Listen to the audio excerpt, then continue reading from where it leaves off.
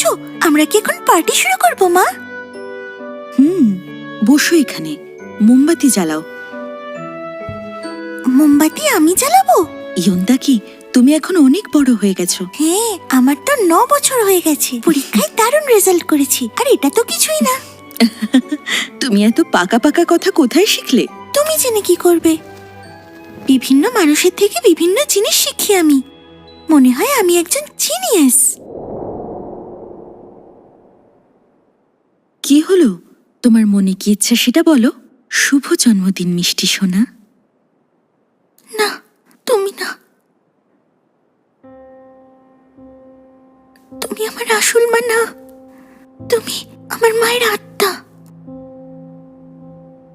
তুমি সত্যি সব দেখতে পাও? না দেখতে পেলেই ভালো হতো। মা, তুমি মরে গেছো, সত্যি মরে গেছো।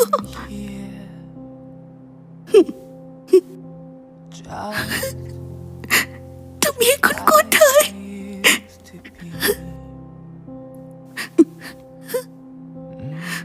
তুমি কোথায় মা? তুমি এখন কোথায়? ক্রস রোডের কাছে একটা হসপিটালে।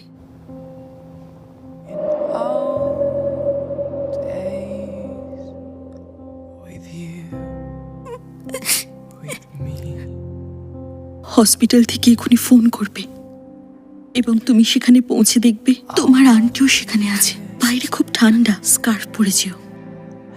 সবজি দোকানে দিদাকে সঙ্গে করে নিয়ে যেও। ওর বাড়ি চেনো তো তুমি? লন্ড্রির পাশের গলিতে যেতে হবে, গলির শেষে ডান দিকে। ছোট্ট সোনা, একদম ঠিক বলেছো।